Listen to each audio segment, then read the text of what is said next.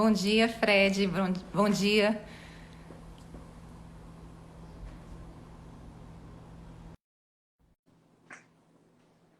Bom dia, Lorena, do Abibliolados, Tiago, Raquel. Tudo jóia, Fred? Como é Tudo que bom, minha tá? cara? Tudo bem. Tá me ouvindo bem? Tô ouvindo bem. E você? Ótimo. Tudo ótimo. Maravilha. Fred, vou começar Excelente. aqui contextualizando o motivo dessa live, como é que surgiu essa ideia, tá? Lorena Miranda, inclusive, está aqui já presente e Lorena participou um pouco desse processo de elaboração desse projeto, porque a gente tem feito lives sobre literatura e, recentemente, uma amiga nossa, professora lá da FD, da Faculdade de Direito da UFC, que é a Raquel Machado, ela resolveu fazer um encontro sobre a importância da literatura na formação do jurista. Por quê? Porque a gente, professores, eu, Lorena, Raquel, a gente percebe que os alunos têm um interesse muito grande em literatura, mas muitas vezes esse interesse ele é desestimulado. Por quê? Porque existe assim, uma pressão, umas fórmulas prontas de sucesso profissional que exigem do estudante de direito um foco em doutrina jurídica que faz com que esses alunos se sintam um pouco culpados de estarem indo à literatura. E eu digo isso até por experiência própria, né? Na época de concurso público, agora mesmo terminando o doutorado, a gente vai pegar um livro, vai pegar uma literatura não jurídica e acaba se sentindo um pouco incomodado com aquilo. É como se a gente estivesse fazendo algo de errado. E nesse encontro que a Raquel marcou com seus alunos, a gente percebeu que havia um interesse muito grande dos estudantes de direito em poder se aproximar da literatura, mas, ao mesmo tempo, esse receio de estar fugindo da rota, ou seja, fazendo um desvio, ao invés de considerar que aquilo poderia ajudar na sua formação. Daí, por que a escolha de Fred Dier? Porque, como todo mundo sabe, você é um grande jurista, é um grande autor de obras jurídicas, palestrante, professor, tá? Mas algumas pessoas talvez não saibam que você é um grande amante da literatura, é membro da Academia de Letras da Bahia e de Letras Jurídicas da Bahia também, né? E algumas pessoas talvez não conheçam seus textos não jurídicos, mas os seus discursos, que você, vez ou outra, compartilha com a gente, seu discurso de paraninfia, enfim, de professor homenageado, são discursos que demonstram realmente uma bagagem cultural muito grande. Tem um discurso seu, inclusive, que foi muito emocionante, que eu achei. Eu acho que foi o seu último discurso de paraninfia, em que você fala um pouco fala muito sobre a tolerância, a necessidade de ser tolerante nos tempos atuais. E eu acho que a literatura tem esse papel de formar, esse papel de tornar as pessoas mais tolerantes. As pessoas que leem normalmente são pessoas mais tolerantes. E foi por isso que a gente pensou no seu nome, então, por conta dessa sua ligação não só com a parte acadêmica, não só com a parte jurídica, mas também com a literatura. E mais, Fred, assim, você conseguiu um feito que eu não consigo, talvez, nesse momento, lembrar de outra pessoa que tenha feito o mesmo, que é você ser respeitado em todas as searas, como assim? Normalmente a gente tem uma divisão de professores que são respeitados pelos concurseiros, mas não na seara acadêmica, professores que são da seara acadêmica e por isso mesmo são desprezados pelos concurseiros. E você não, você na seara jurídica, você conseguiu formar seu nome em todas essas áreas. E aí, talvez por isso, você falando sobre isso, da importância da literatura, fosse algo que pudesse abranger a coletividade dos estudantes de direito. Então, foi esse o motivo da escolha do seu nome. Eu fico muito feliz que você tenha aceito. Jana, muito obrigado pelo convite. Bom dia a todas, bom dia a todos. É uma satisfação conversar sobre isso, um tema excelente. É difícil compreender, né, como uma pessoa pode orientar outra a tentar se aperfeiçoar sem ler coisas além do direito, né? Difícil compreender qual é o racional por detrás disso. De um modo geral, né, a vida e a sua complexidade, desde sempre, né, desde que o ser humano, o Homo sapiens, se desenvolveu como um ser que atribui sentido às coisas, a partir da conjugação de 4 grandes formas de compreender o mundo, né? A ciência, a religião, a filosofia e a arte. A arte é um modo de compreender e não é só compreender, né? É de se relacionar com o mundo, né? Então é difícil você abdicar de um quarto, simplesmente de um quarto, do modo como se compreende o mundo, porque acha que o mundo jurídico, que é um mundo de interpretação de condutas, né? Você vai compreender condutas a partir de textos com autoridade jurídica. Como é que você vai compreender condutas humanas achando que você só vai compreender corretamente as condutas humanas a partir de premissas textuais de textos jurídicos, né? É um equívoco. E, além disso, eu quero avisar as pessoas que não sabem, mas em muitas faculdades de direito, não vou dizer muitas talvez seja um exagero, mas em algumas faculdades de direito existe uma disciplina que é direito e arte, ou arte e direito, às vezes varia um pouco. Na própria Faculdade Baiana de Direito, que é a faculdade de que eu sou diretor acadêmico, que fui eu que organizei o currículo, arte e direito é matéria obrigatória desde 2007. Matéria obrigatória, você tem de cursar. Não é uma matéria optativa, é arte e direito. E é uma disciplina que a gente examina 4 vertentes interessantes, né? Que é o direito como arte, a arte como direito, o direito na arte e a arte no direito. Portanto, as diversas interações, né? Então, é lamentável que alguém ache que vai ser um bom alguém que compreenda bem o fenômeno jurídico, sabendo só que o prazo da apelação é de 15 dias. Uhum.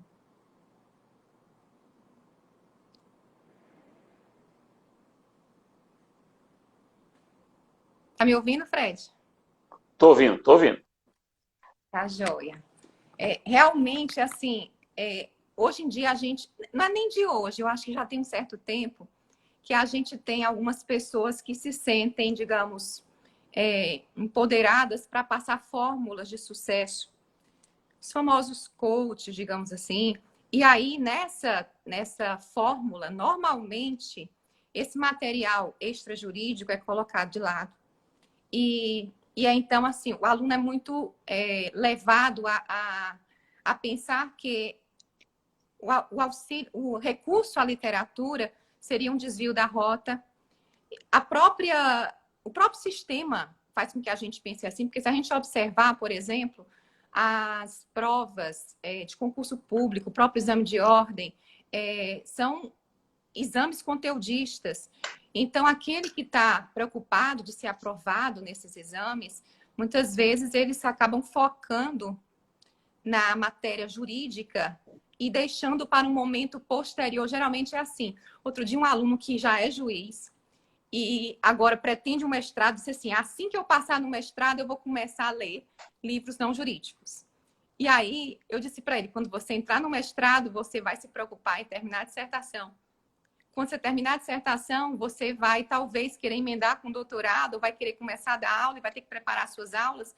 E, portanto, se a gente ficar sempre nessa preocupação de alcançar o sucesso para depois disso buscar essa bagagem cultural, é um momento que não vai chegar e talvez aquela formação que a gente pretendia que fosse a melhor possível, ela tenha realmente sido uma formação deficiente, né? Eu queria saber de ti, Fred, se você acha que esse caminhar do direito para os mecanismos de solução consensual, os meios adequados de solução de conflitos, vão exigir do profissional da área jurídica assim, novas habilidades que talvez fossem aperfeiçoadas pelo recurso à arte. O que você acha? Vamos lá. Primeiro, Jana, você não acha que vale a pena colocar o tema, não? Você escreve o tema aí quem tem que fazer é você. Você faz um comentário com o nome do tema, direito e literatura. Quando o comentário subir, você clica no comentário e fixa o comentário. Que aí o pessoal que está entrando vê. Veja, é preciso, respondendo já a sua pergunta, é preciso entender o seguinte, a literatura não é uma... Aí você clica no seu comentário, pronto, fixou. A literatura não é uma leitura, não serve como leitura técnica.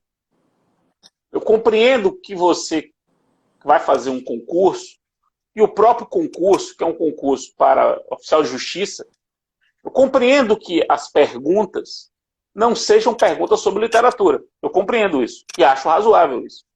A questão não é essa. A questão é que as pessoas têm que entender que a literatura não jurídica, a literatura não técnica, ela ilumina a sua vida. E ao iluminar sua vida, portanto, ao lhe dar luz, ao lhe dar capacidade de compreensão, tudo fica mais fácil. Então, não adianta, se você não tem repertório, se você não tem... quanto menos luz você tem, menos luz você projeta sobre aquilo que você está estudando, sobre aquilo que você está lendo. A sua capacidade de imaginar, por exemplo. A capacidade de imaginar está intimamente relacionada com a quantidade de informação e repertório que você tem.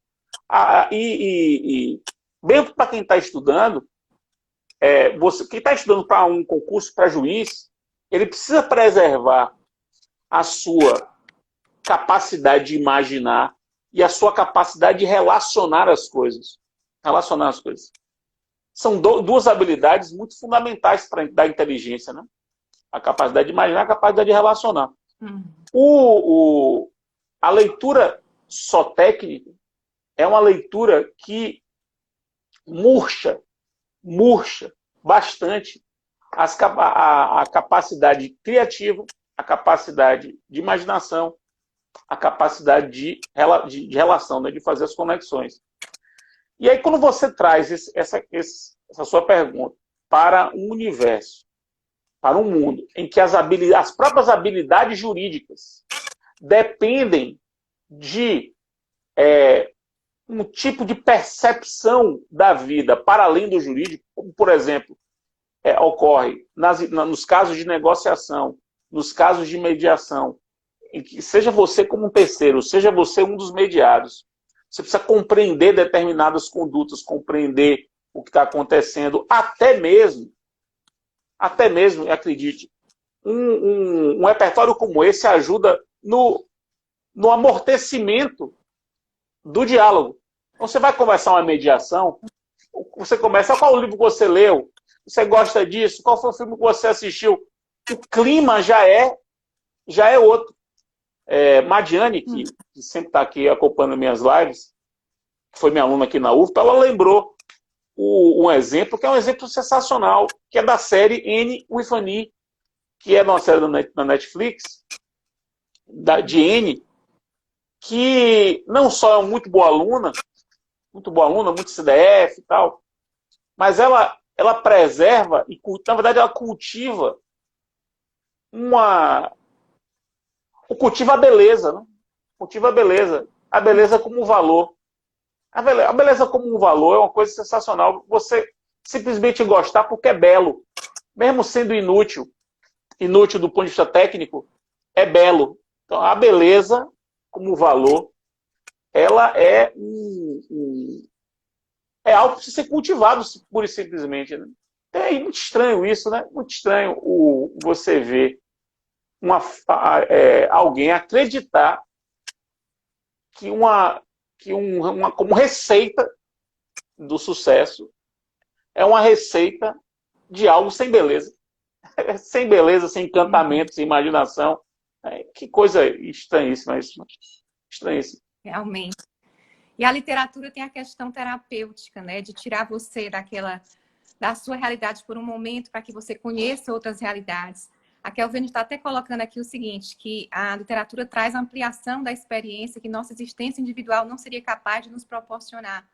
E realmente nós amadurecemos por meio da literatura, porque a nossa existência, se a gente for amadurecer só com as nossas experiências, com certeza seria uma maturidade que viria muito aos poucos, e a literatura, então, ela acelera essa maturidade, que talvez seja fundamental para o exercício de diversas profissões jurídicas, digamos assim, diversos papéis no universo jurídico.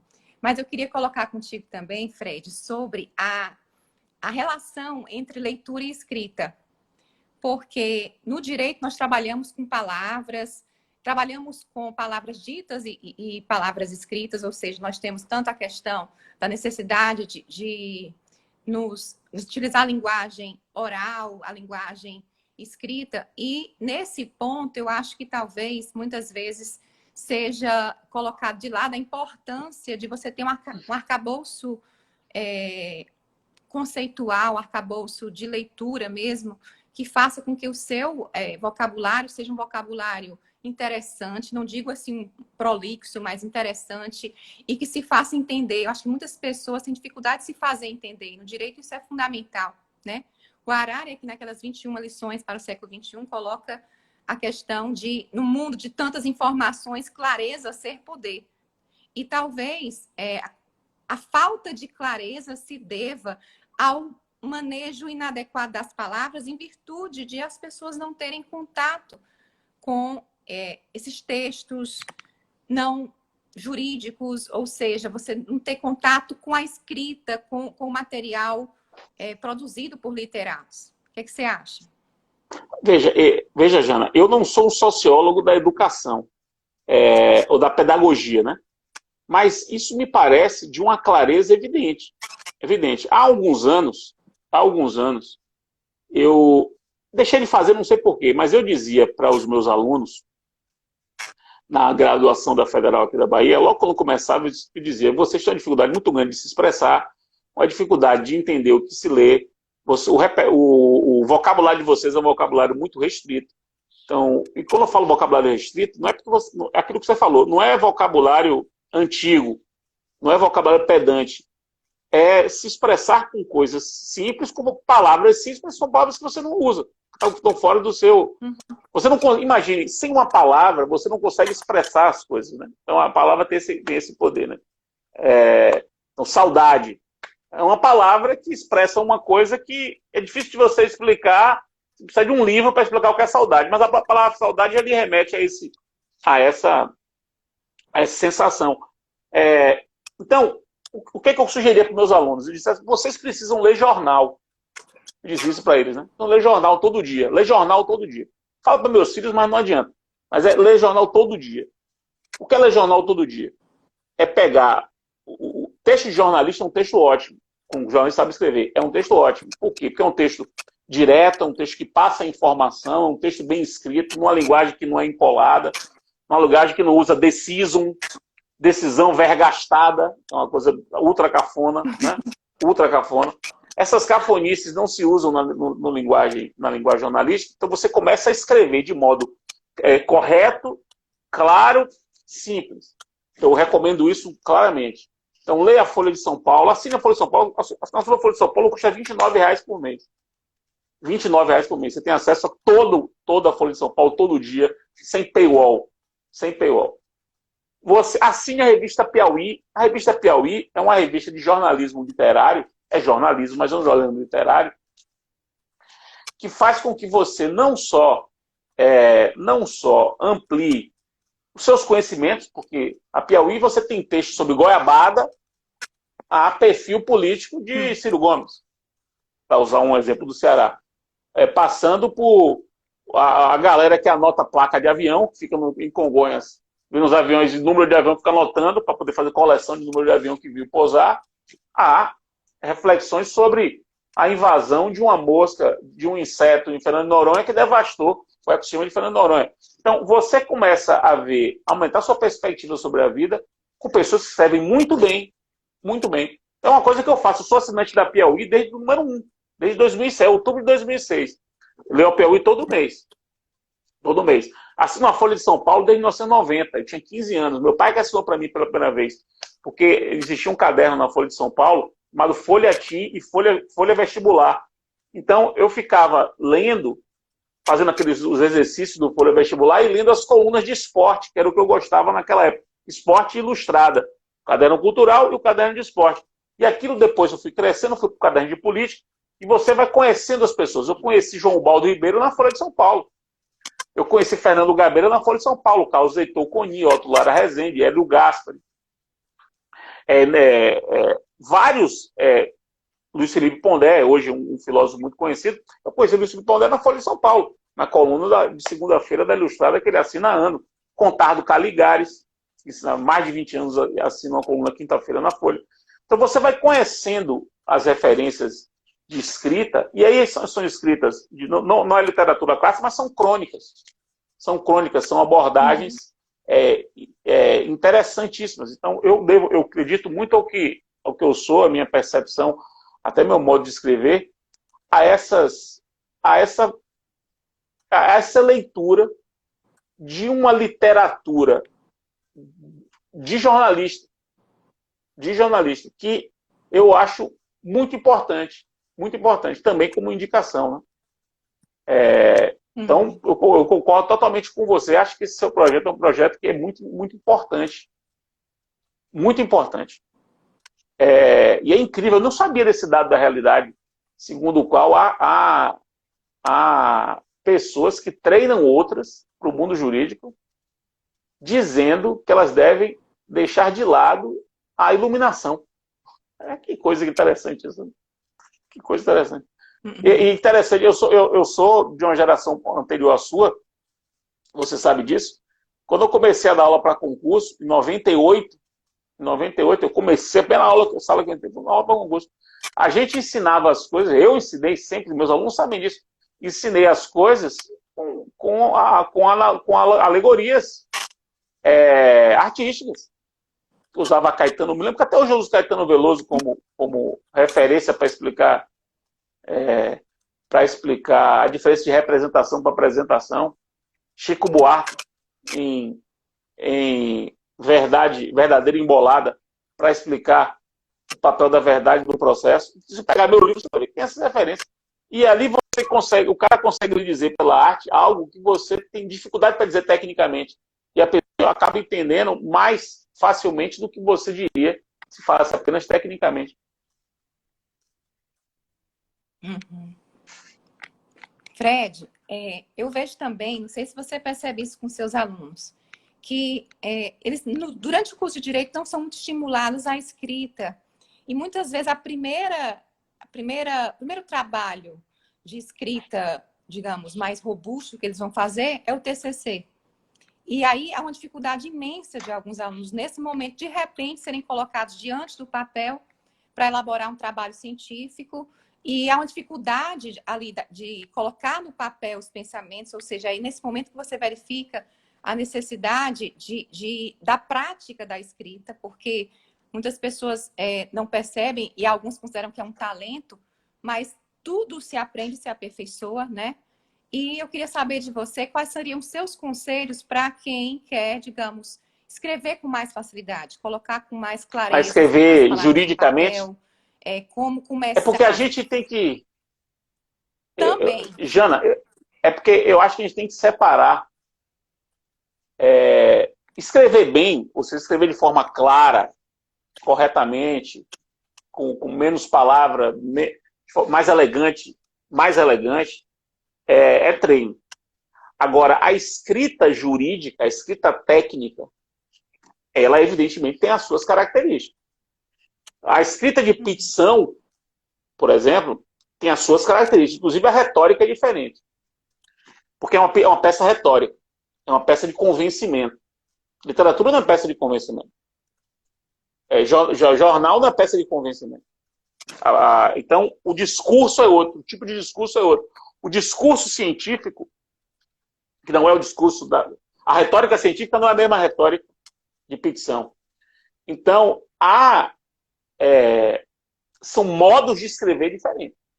Então, é preciso entender. Eu quero fazer... Você me pergunta, Fred, você sugere a pessoa começar a treinar para escrever bem cientificamente em direito? Se essa é a sua pergunta, eu recomendo a leitura das obras completas de José Carlos Barbosa Moreira. Meu mestre, meu ídolo, é o que eu gostaria de ser. Se eu, daqui a... Ele morreu com 83 anos. Se eu morrer com 83 anos e as pessoas se lembrarem de mim como alguém parecido com Barbosa Moreira, eu terei cumprido a minha missão.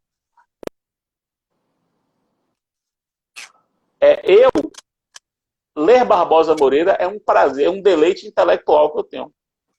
É o texto jurídico mais bonito que eu já li. De beleza. É o texto jurídico. Eu quero escrever como Barbosa Moreira. Pronto. É meu paradigma de literatura jurídica. Se você quer um paradigma não jurídico, leia Machado de Assis, obras completas. Para mim, se eu conseguisse escrever como Machado de Assis escreve, e aí vai a indicação, muita gente perguntando indicação, é um clichê indicar Machado de Assis, né? É um clichê, mas o que é que eu posso fazer?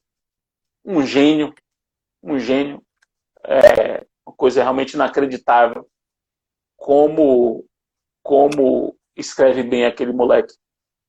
Aquele moleque do Machado de Assis escreve bem. Então, depende, a indicação que você me perguntou depende do E dos do contemporâneos? propósito. Dos contemporâneos, veja, eu leio muito, mas eu não leio tanto literatura ficcional, embora leia. Eu leio muito literatura, que eu não sei nem como é que eu posso dizer, como Harari, como é a literatura de divulgação científica, que é a literatura de ciência dura, não jurídica, pode ser história, pode ser ciência política, outras coisas, religião, mas de divulgação, né? É uma leitura de divulgação. Então, eu, por exemplo, os 3 livros de Harari, eu recomendo demais, tanto o Sapiens, quanto o Homo Deus, quanto 21 lições. E recomendo, assim, mas demais, assim, recomendo com todas as forças, porque são 2 livros fundamentais, sendo que um deles é um dos 10 principais livros da minha formação, que são os livros de Stephen Greenblatt. Stephen Greenblatt. Eu vou pegar aqui o meu celular e mostrar. Eu vou andando aqui e mostro, que aí fica mais fácil para vocês. Ó, os 2 aqui de Stephen Greenblatt. Vou mostrar aqui. Você consegue ver. Stephen Greenblatt, Ascensão e Queda de Adão e Eva, que é um livro que é a biografia da história de Adão e Eva. Então, eu imagino que é a biografia de uma história. Incrível, simplesmente incrível. Agora, esse livro aqui é um dos 10 maiores de todos os tempos da minha vida, né? Stephen Greenblatt, A Virada. A Virada. Isso aqui, já indiquei esse livro, enfim, acho que o pessoal já sabe que eu sou fã desse livro. Já falei várias vezes. De literatura recente, eu gostaria de indicar um livro bobo. Deixa eu ver se eu acho ele aqui. Um livro bobo, mas que me fez muito bem. Bobo no sentido de ser... Não é um livro de conhecimento técnico, não é um livro que vai mudar sua perspectiva de mundo. É um livro de pura beleza e de encantamento. Que é esse aqui, ó. Nu de Botas. Nu de Botas. Que é um livro de memórias de Antônio Prata, de quando ele tinha a primeira infância. Um livro que ele conta episódios de sua infância, e Antônio Prata tem um texto lindo, né? Antônio Prata tem um texto realmente lindíssimo. Eu recomendo depois que, se vocês não... Vamos terminar essa live aqui. procurem uma crônica de Antônio Prata sobre o guarda-chuva. O guarda-chuva. Procurem. É uma crônica em que ele fala do guarda-chuva com uma mistura de Batman com Coringa. Vejam essa crônica. Essa crônica é realmente espetacular. Espetacular. Um texto de Prata é um texto muito bonito. Prata, por exemplo, é um colunista da Folha. Escreve domingo na Folha. E esse livro é um livro muito tocante para mim. Eu sou um pouco melancólico e saudosista da minha infância.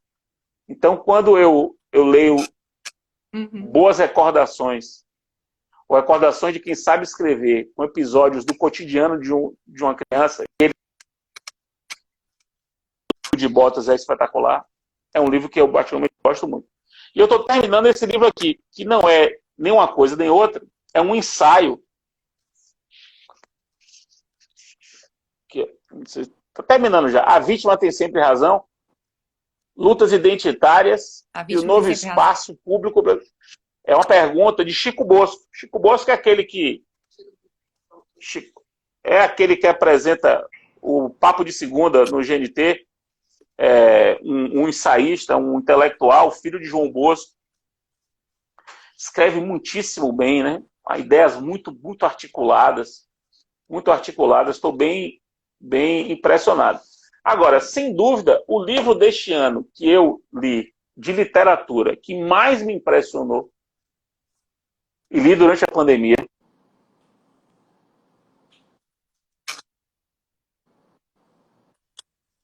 no meu perfil do Instagram, que foi Ensaio sobre a Cegueira.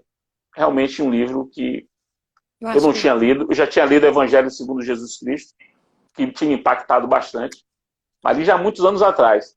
Impactou muito, fiquei muito emocionado com o Evangelho segundo Jesus Cristo. De Saramago, né? Para quem não sabe, Saramago.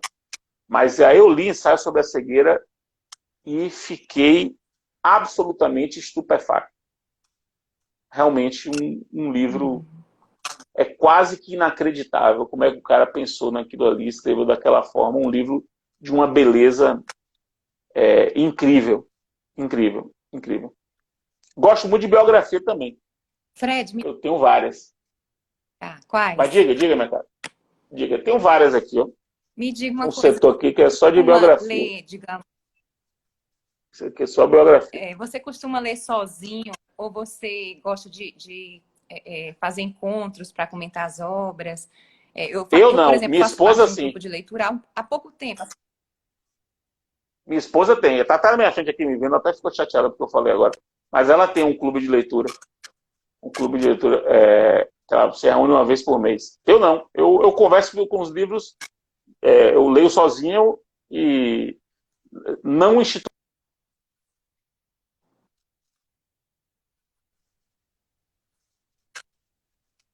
Eu acabei ficando fã dessa sistemática de grupo de leitura, porque nesses encontros é como se fosse uma nova leitura, ou seja, um novo olhar sobre aquilo, aspectos que você não percebeu. E eu tenho visto, inclusive, alguns movimentos na própria Faculdade de Direito de alunos formando grupos de leitura. Eu estou achando algo muito interessante, né? Assim, eles mesmos escolhendo a obra que vão analisar e depois se reunindo para discutir. Acho que é algo bem interessante. Mas me diga uma coisa, nessas biografias aí que você só fez mostrar a imagem, qual que você tem como a sua preferida? Deixa eu ver aqui. Porque a preferida, difícil dizer, assim, a preferida, né? Mas algumas que me marcaram muito. Que eu não tenho, por acaso duas que não estão aqui, porque eu não tenho, que eu li emprestado quando eu era adolescente. A de Garrincha e a de Nelson Rodrigues, ambas de Rui Castro, foram duas que me marcaram demais. Mas eu li tem quase 30 anos, 25 anos, 27 anos atrás. Agora, recentemente, gostaria de recomendar a biografia Na Toca dos Leões, que é uma biografia sobre a W Brasil, de Fernando Moraes. Da Toca dos Leões. E também de Fernando Moraes, Montenegro, que inclusive eu acabei de ver que não está aqui. Eu emprestei para alguém, estou chateado com isso. Já vi que emprestei para alguém, essa pessoa não me devolveu. Não me devolveu. Acabei de procurar aqui, não achei. Montenegro. Tá vendo que o livro se perde? Montenegro, falei para Renata aqui. Montenegro, de Fernando Moraes. Biografia espetacular, um personagem que eu não conhecia, e que é o cara que fundou o ITA. Incrível a biografia. E Na Toca dos Leões, também de Fernando Moraes, sobre a W Brasil. Agora, um outro livro que eu já indiquei, até Maria Angélica está aí assistindo, numa outra live que eu fiz, eu indiquei. Eu gostaria de recomendar esse aqui. Para quem é da Bahia. Esse livro aqui, um dos livros fundamentais da minha vida. Avant-Garde na Bahia, de Antônio Risério.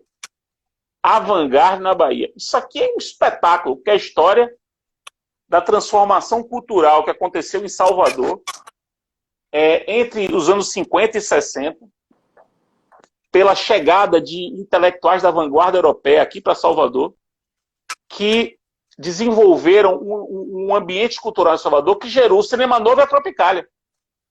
Basta ver. Cinema Novo e Tropicália resultaram de um ambiente cultural efervescente aqui em Salvador pela importação de intelectuais que vieram da Europa, da vanguarda europeia. E, para quem quer, depois que você lê esse livro de Antônio Risério, leiam a letra da música Bahia Minha Preta, de Caetano, na voz de Gal Costa, porque essa música, Bahia Minha Preta, ela é inspirada nesse episódio histórico que envolve os nomes de Eros Martins Gonçalves, Lina Bobardi, Hans Joachim Koyreuter, Agostinho da Silva, pessoas que fundaram num ambiente que tinha Pierre VG, Jorge Amado, João Baldo, Glauber Rocha, todo mundo naquele período ali. Uhum. Depois eu procurem saber sobre a revista Ângulos, que é uma outra coisa desse mesmo período. Sobre livros, além dos livros de Laurentino, que são livros interessantes para você ler, eu gostaria de indicar esse aqui. A Longa Viagem da Biblioteca dos Reis, de Lilian Schwartz, todos devem conhecer, Lilian Schwartz. Essa aqui foi uma tese dela. A Longa Viagem da Biblioteca dos Reis. É a história da Biblioteca Nacional, que é a biblioteca que veio de Portugal por conta do terremoto de 1755 em Lisboa. E aí, ela posiciona Portugal no século XVIII, Marquês de Pombal, o iluminismo português, e por que isso foi importante, isso veio para o Brasil. Livro fantástico. De Lilian Schwartz, eu gostaria de recomendar, porque foi muito importante na minha formação também, o livro sobre raças e ciência. O nome do livro, toda vez eu esqueço o nome desse livro, deixa eu pegar aqui o nome do livro. Fred, estou pedindo para você repetir o nome da biografia do fundador do ITA. Montenegro.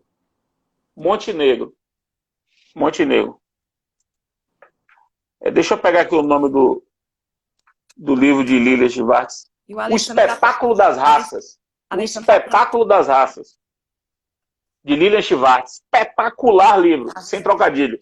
O Espetáculo das Raças, de Lilian Schwartz, que é um livro mais antigo dela, e eu gostaria de recomendar também, de Lilian Schwartz, o do ano passado, que é sobre o autoritarismo brasileiro, de 2019, é o mais recente livro dela. Um livro muito importante para ajudar a gente a compreender o que está acontecendo aí. Mas eu estou falando demais. Diga aí, Jana, fale mais aí, pergunte mais aí. Estou vendo aqui o Alessandro preocupado, se alguém listou tudo, porque ele chegou atrasado. Aí eu só queria deixar ele tranquilo que vai ficar salvo no IGTV, então ele depois pode revisar todo o conteúdo aí para ir anotando. Eu mesma vou depois assistir para anotar. Eu não posso esquecer, né? Eu não posso esquecer, porque se eu não falar disso aqui, eu vou me sentir mal.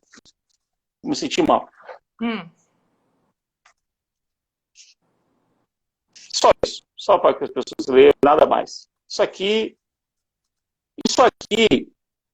é sem palavras, né? Sem palavras. Eu não tenho palavras para falar de Grande Sertão Veredas. talvez a maior obra da literatura brasileira.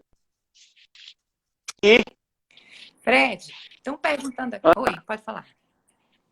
e não podemos esquecer, né? Alto da Compadecida, Ariano Suassuna.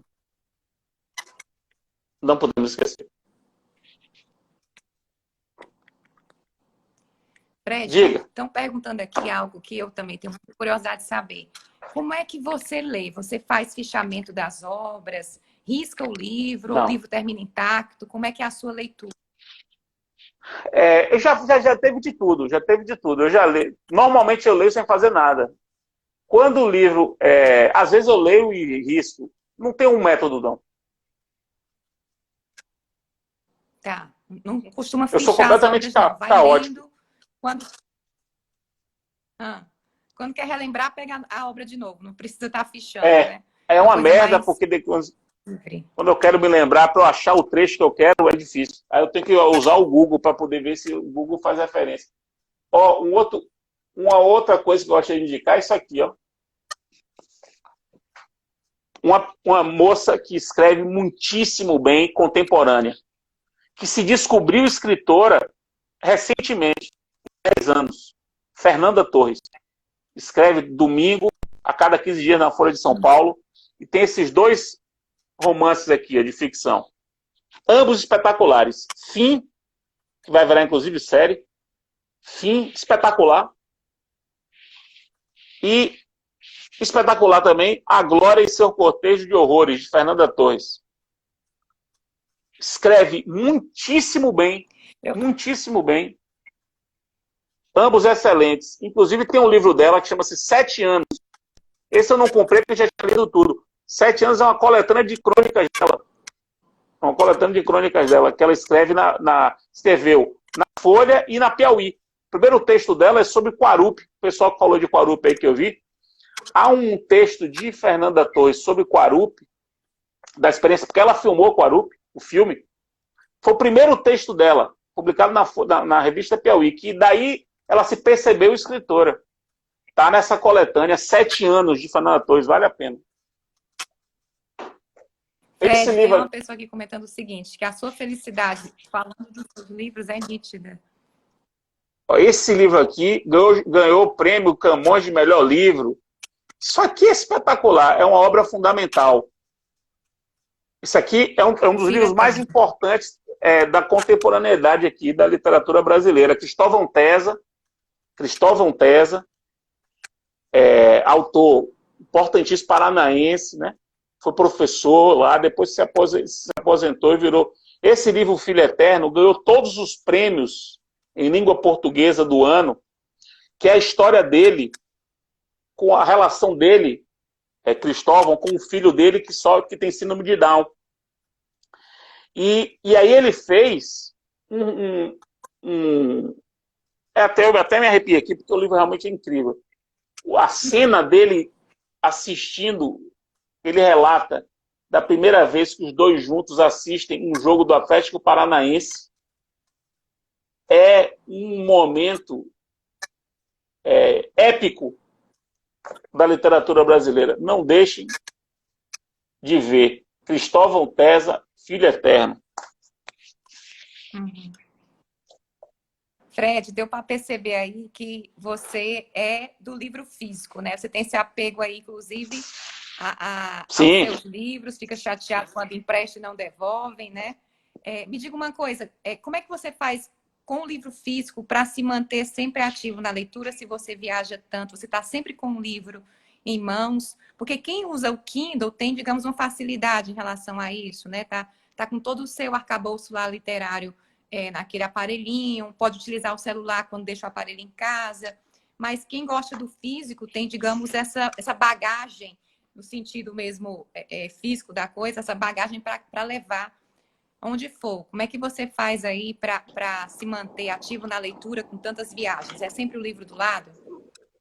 Sempre o livro do lado. Tá na mochila, fica na mochila. Quando eu tô lendo um livro, ele vai para a mochila. A mochila é minha parceira de viagem, né? Então, sempre vai. Minha esposa, que agora está lendo Kindle, ela pediu um Kindle aí de aniversário e ganhou. Está lendo pelo Kindle. Dia das Mães. Agora, ó, o pessoal falou do meu Flamengo, ó. Perguntar do meu Flamengo. Olha a minha biblioteca do Flamengo aqui.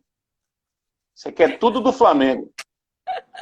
Tudo livro do Flamengo, ó. Se alguém quiser, quem quer, essa biografia de 81 é o melhor de todos. De André Rocha e Mauro Betti. E esse aqui, de Rui Castro, 87 tem esse aqui. Tem esse aqui, ó. De André Galindo. Ele é contra o Flamengo, mas é um bom livro. E tem esse aqui, ó. De Rui Castro, Vermelho e Preto, a história do Flamengo. Rui Castro, Vermelho e Preto. Eu estou mostrando muito livro. Interessante. O pessoal pode ficar um pouco perdido aí. Quem conversa um pouco mais com você, vê que você é assim, um amante da Bahia, você respira Bahia e ao mesmo tempo é um fãzão do Flamengo, né? Você tem as suas contradições também. Mas isso é contradição? Mas não, é não é contradição, ou Vitória? Não. Bahia ou Vitória? Não, eu sou Flamengo. Eu sou Flamengo. É uma questão de amor. Amor, amor. Você não pede carta de identidade para quem você ama. Você não pede carta de identidade. Você nasceu onde? Para saber quem você vai amar? Você simplesmente ama. Eu amo o Flamengo. O Flamengo é a coisa mais importante da minha vida depois da minha família.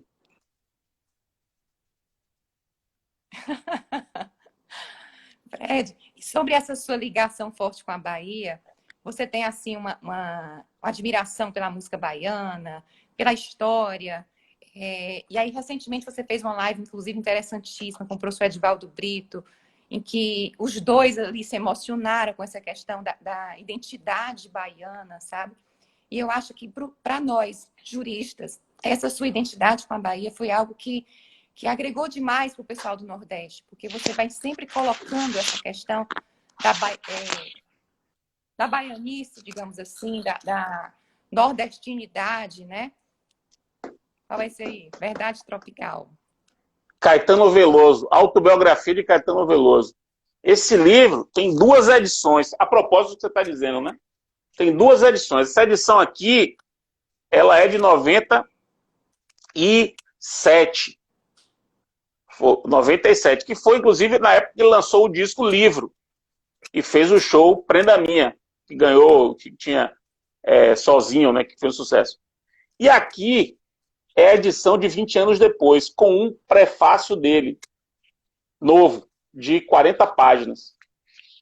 Isso aqui é uma obra-prima. Obra-prima. Obra-prima. Isso aqui, essa edição nova. Esse livro aqui é tão importante que o Roberto Schwartz, vou mostrar aqui para vocês. Vou mostrar aqui. Roberto Schwartz, que é crítico literário da USP, publicou esse texto aqui, ó. Cadê aqui? Tá vendo? Martinho versus Lucrécia. Deixa eu ver aqui. Martinho. Estão conseguindo aqui ver? Martinha versus Lucrécia. Que é um conjunto de ensaios de Roberto Schwartz, que tem um desses ensaios, ó, é Verdade Tropical. Não sei se estão conseguindo ver aqui. Verdade Tropical, um percurso de nosso tempo. 70 páginas só comentando o livro de Caetano. Uma análise profunda que fez com que Caetano, na segunda edição, fizesse um prefácio só para dialogar com Roberto Schwartz. Livro incrível sobre a Bahia. Eu realmente sou fã da Bahia. E o Emílio está aqui indicando também uma live sua com o Rafael sobre música baiana, não é isso? Você fez domingo vai ter a segunda parte. Domingo vai ter a segunda parte. O pessoal pediu. Aí a gente vai fazer. A gente fez já um planejamento do que vai falar. Domingo, 11 da manhã. Muitos Carnavais, parte 2. Eu e Rafael. Muito bom. Eu gostei daquela live. Foi uma live que me deixou muito comovido. E você está desarrumando minha biblioteca toda. Depois vou ter que sair arrumando isso aqui tudo. Eu tô com inveja danada disso aí, viu? Porra, mas um dia tem muita coisa para mostrar aqui. Aqui é a minha biblioteca não jurídica, né? Porque a jurídica fica fora daqui. Eu tenho 17 mil livros jurídicos. No escritório. 17 mil. Não. Eu tive que ceder a uma incomodato para a Faculdade Baiana de Direito para eles cuidarem. 17 mil livros é muita coisa. Ah, entendi. Fred, me diga uma coisa. O que é que significou para você a entrada na Academia de Letras da Bahia? Mas significou muito. É, eu entrei em 2017 na Academia de Letras da Bahia, que é uma instituição centenária, né? Foi fundada em 1917, e ela é um desdobramento de uma Academia dos Esquecidos do século XVIII. Academia Brasílica dos Esquecidos, que foi a primeira academia fundada no Brasil.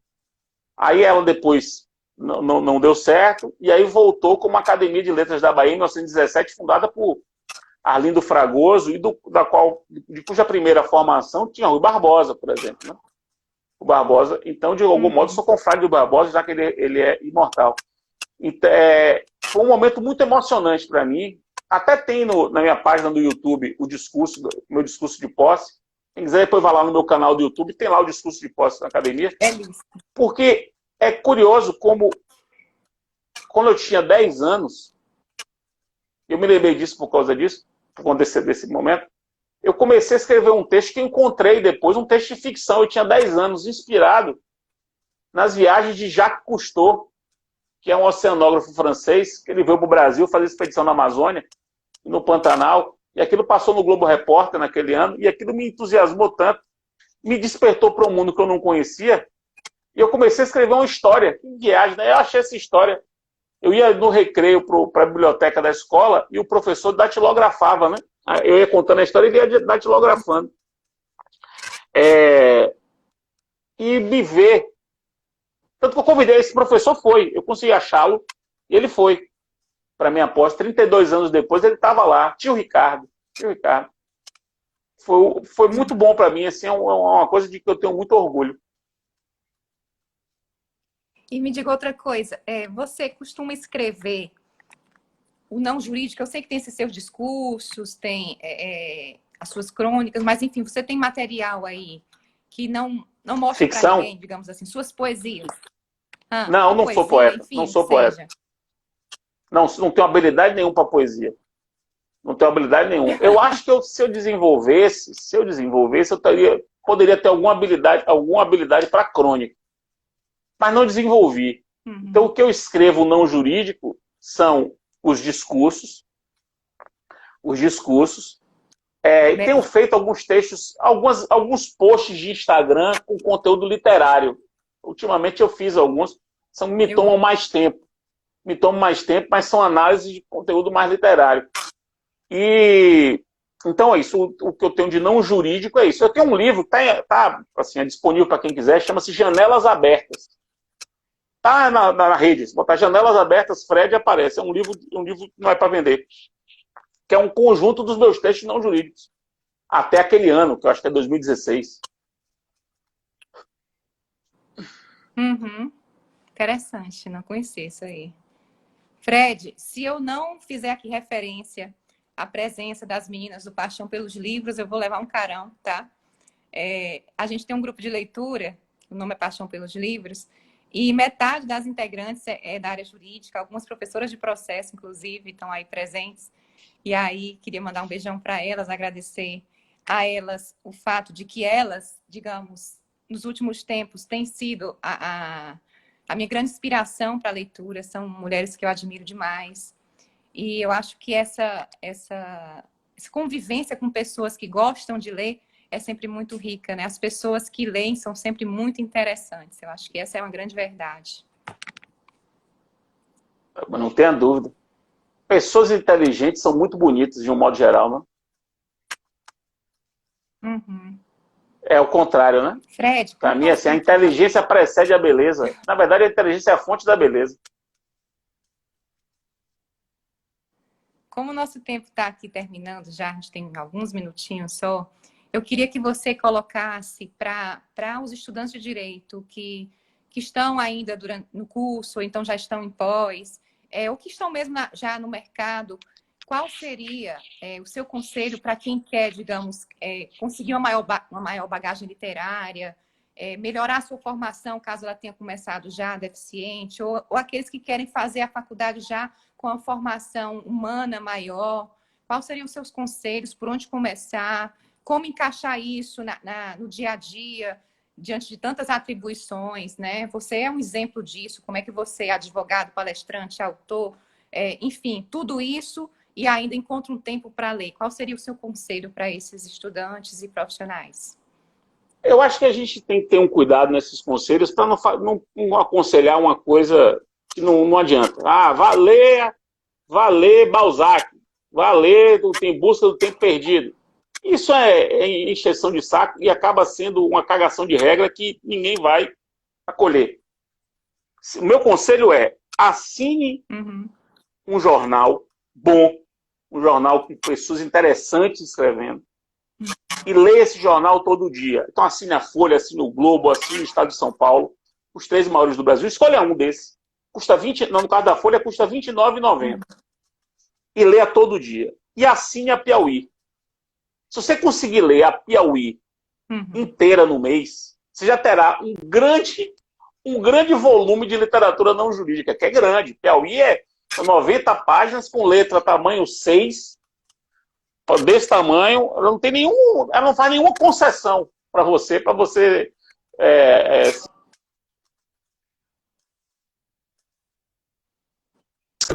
são textos muito densos, assim, com muita informação, leves. A Piauí é uma revista que trabalha com humor o tempo todo, é uma literatura bem humorada. Então eu recomendo isso. Para estudante de direito, assine um jornal de qualidade, a Folha, o Estadão ou o Globo, sugiro a Folha, R$ 29,90. Você tem dinheiro para isso. É 2 cervejas artesanais. Uma cerveja artesanal que você deixa de comer por mês é a assinatura da revista. E assine a Piauí. Se comprometa a ler a Piauí todo mês. Já é um grande exercício de leitura não jurídica. Tá vendo aqui, ó? Velho Quaresma, meu amigo Quaresma, diz assim: pô, a Piauí é enorme. Eu tento, mas não consigo ler inteira. É excelente. Mas é isso mesmo, Quaquá. É grande, mas tem que ler. Tá joia, Fred. Foi maravilhoso, viu? Muito obrigada por ter aceito o convite. Tenho certeza aqui que muita gente vai voltar essa live aqui só para ir anotando as suas dicas, que foram muitas, né? Eu mesma vou aqui, não pude anotar nada, mas vou já parar aqui para fazer essas anotações. Então, era isso, é dizer que você continua sendo, para nós, uma grande referência, para nós processualistas do Nordeste, inclusive para nós mulheres, você, apesar de não expressar muitas vezes, por atitudes, a gente sabe que você é um grande entusiasta da maior participação feminina nos eventos acadêmicos, os eventos que você promove demonstram isso claramente. Então, queria te agradecer por ter aceito o convite, te agradecer por tudo que você representa para a gente, tá joia? Muito obrigado, Jana. Que bom que você gostou. Foi um papo ótimo. Você só fez desarrumar minha biblioteca, mas o resto foi... E eu descobri, né, para minha tristeza, que o meu livro sumiu. Eu vi agora e fiquei meio chateado com isso. Mas tirando isso, foi espetacular. Se ficar no IGTV, eu vou depois gravar para mim, para poder não esquecer. Com certeza, vai ficar lá, viu? Beijão. Valeu, beijo, tchau.